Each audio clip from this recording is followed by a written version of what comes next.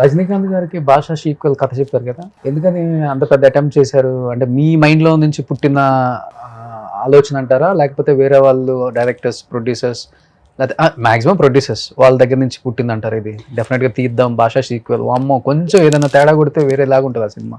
భాష అనేది అందరికీ ఫేవరెట్ ఫిలిం.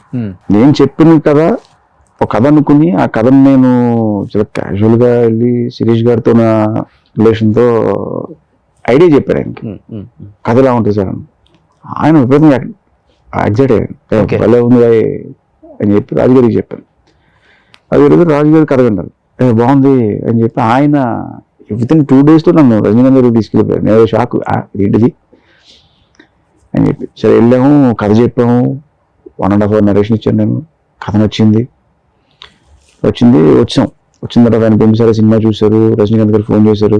నా ఫోన్ లో ఇంకా ఇది ఉంటుంది అన్నమాట, నెంబర్, ఆ డైల్ ఇది స్క్రీన్ షాట్ తీసి పెట్టుకున్నారు. ఫోన్ చేసి చాలా బాగా చేసావు మా బింబిసారా అని చెప్పారు. తర్వాత కళ్యాణ్ గారితో కూడా మాట్లాడారు ఆయన, మన ఈ సినిమా ఇలా చేయాలి అలా చేయాలని సజెషన్స్ ఇచ్చారు.